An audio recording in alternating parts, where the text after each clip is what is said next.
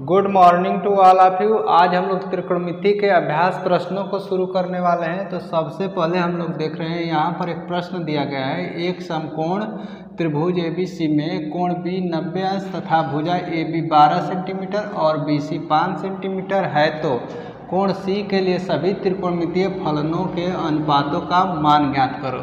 तो चलो आज हम लोग इस प्रश्न को सॉल्व करना सीखते हैं।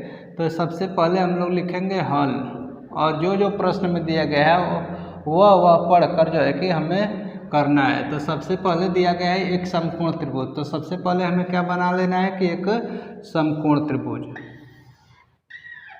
ये हमारा समकोण त्रिभुज हो गया। आगे देख लेते हैं, त्रिभुज ABC में कोण B 90 अंश। तो कोण B को हम लोग 90 अंश बनाएंगे। कोण B यह हो गया, ये 90 अंश का हो गया। अब कि आगे क्या दिया है, AB बराबर 12 सेंटीमीटर। तो यह B है, तो इसको हम मान लेते हैं A है।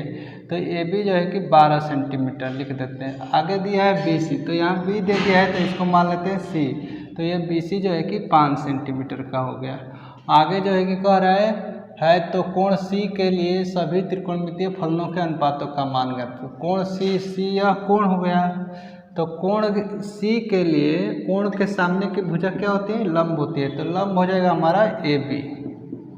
और त्रिभुज समकोण त्रिभुज में सबसे बड़ी भुजा कि होती है कर्ण। तो ये AC कर्ण हो गया। अब कि शेष भुजा जो कहलाती है वो आधार कहलाती है। अब हम लोग सबसे पहले पाइथागोरस प्रमेय लगाकर कर्ण का मान ज्ञात करेंगे। तो सबसे पहले हम देख लेते हैं पाइथागोरस प्रमेय को। पाइथागोरस ने कहा था कि समकोण त्रिभुज में सबसे बड़ी भुजा का वर्ग, सबसे बड़ी भुजा कौन है, कर्ण का वर्ग, शेष दोनों भुजाओं के वर्गों के योगफल के बराबर होती है। तो कि हम लोग लिखेंगे लंब का वर्ग प्लस आधार का वर्ग। अब इससे हम लोग ज्ञात करेंगे कि कर्ण का मान।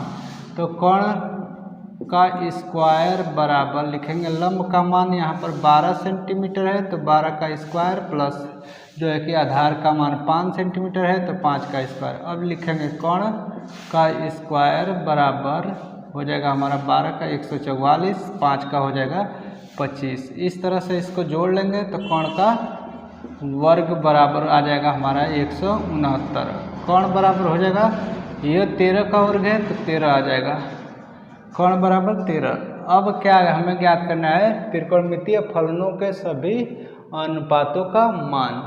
तो कि हम लोग लिखेंगे, पहला हमारा त्रिकोणमितीय फलन है साइन, दूसरा है कॉस, तीसरा है टैन, फिर इसी तरह लिखेंगे सेक, कोसेक और कॉट।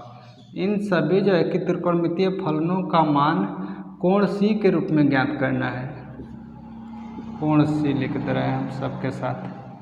अब कि हम लोग जानते हैं साइन थीटा बराबर होता है लंब बटा में आधा, लंब बटा में कर्ण। तो लंब का मान यहाँ 12 है और कर्ण का मान यहाँ से 13 है, तो 12 बटा में 13 हो गया।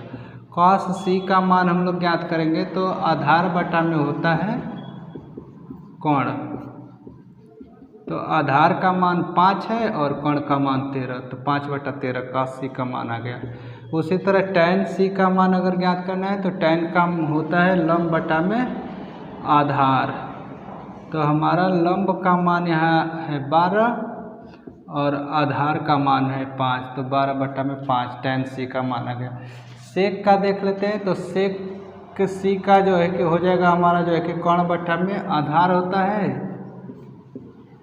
अब कि इसका मान हम ज्ञात करेंगे, तो कर्ण का मान 13 है और आधार का मान 5 है, अतः यह सेक C का मान 13 बटा में 5। उसी तरह कोसेक का देख लेते हैं, तो कोसेक का होता है कर्ण बटा में लंब। अब कि हम कर्ण का मान यहाँ रख देंगे, तो कर्ण का मान 13 और लंब का मान 12, तो यह कोसेक C का मान आ गया 13 बटा में 12।